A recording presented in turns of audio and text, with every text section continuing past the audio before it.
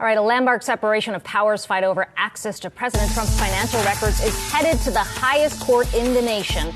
The Supreme Court is set to hear arguments next month in the case involving Donald Trump and Deutsche Bank, and a ruling could not only have implications for the president, but it could also lead Deutsche Bank to reveal more about its dealings with Trump and his businesses. David Enrich is the finance editor for the New York Times. He is out with a new book that looks at Deutsche Bank's 150-year history, and he is with us here on set. It is great to have you on today.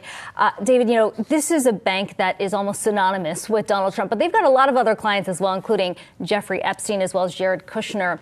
You track the history of this bank. When did this mentality, as you put it, sort of win at all costs, when did that all start, and what triggered it? Well, it really got started in the 1990s when Deutsche Bank, like a lot of other big international banks, developed this taste for Wall Street. And they previously had been this very traditional, kind of provincial European lender, and they were not able to compete with their American rivals who were attracting much more capital from investors. And so they decided to do something that promised to be much more lucrative, which was invade Wall Street. And by the early 2000s, they were led by a guy named Joe Ackerman, who really stepped on the gas. And before he knew it, the bank had really made a name for itself on Wall Street, but was also making really reckless, short-sighted decisions in the pursuit of profits.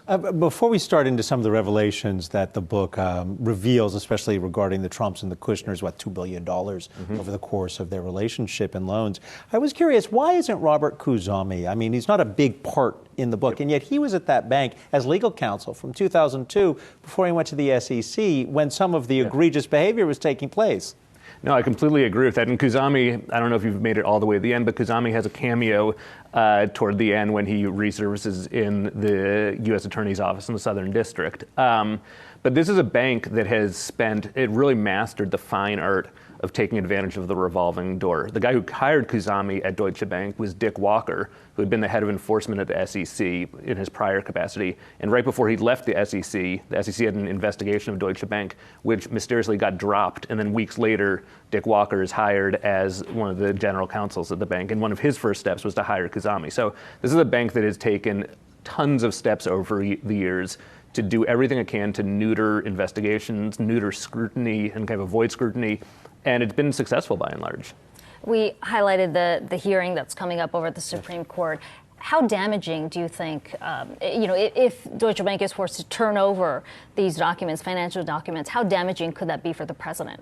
I don't know is the short answer. All I can judge it on is, well, and I know some of what the bank has, but I can also judge it based on the president's reaction and the very steadfast, almost desperate way that he has fought to keep these financial details secret. And he has fought since before he even was elected president. He's been fighting tooth and nail to keep his tax returns and other financial details secret. And now Deutsche Bank might be forced to disclose this array of stuff. And it's not just his tax returns. And it's detailed finances about his companies, his family members, and I think possibly most damaging, it's information about Deutsche Bank's money laundering. That's what I wanted to follow up on. Did you find anything that could be a smoking gun that would be hidden in those documents that would show a relationship between the money laundering of the Russian oligarchs and some kind of nefarious activity with the purchase of properties and Trump properties or with the Kushners?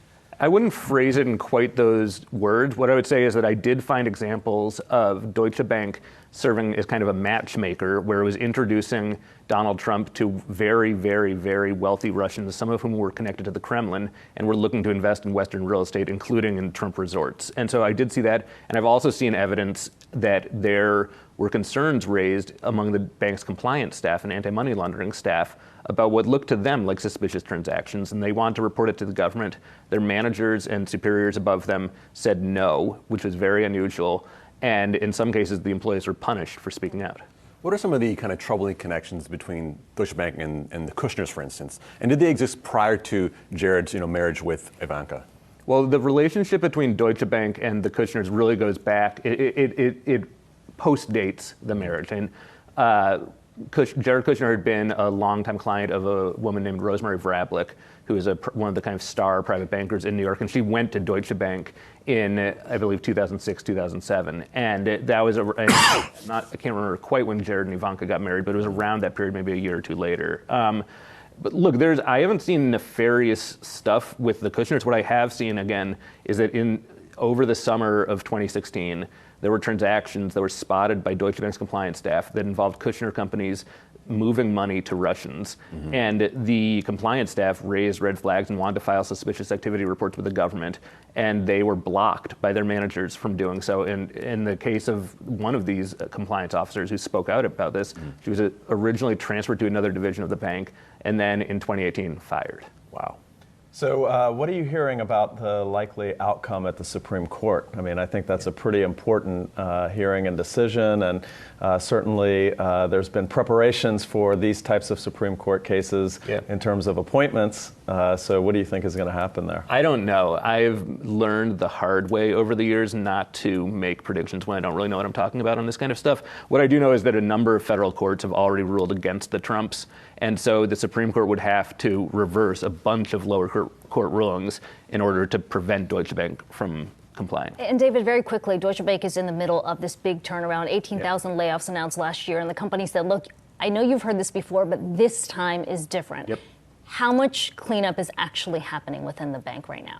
I think a lot of cleanup is actually happening, and they're really trying. I think the question is whether they can succeed, and I don't know. And I've seen some kind of triumphant tweets and statements from them in the past few weeks because their stock price has gone way up. And if you look at it over a 5-week period or even a few months period, it has gone way up. The reality is the stock is still down 92% from its peak. So they have a long way to go.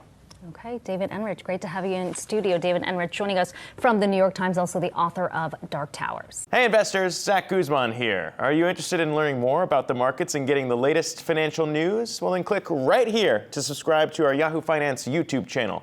Get the latest up-to-the-minute market analysis, big interviews in the world of finance, and information on how to manage your money every day wherever you are.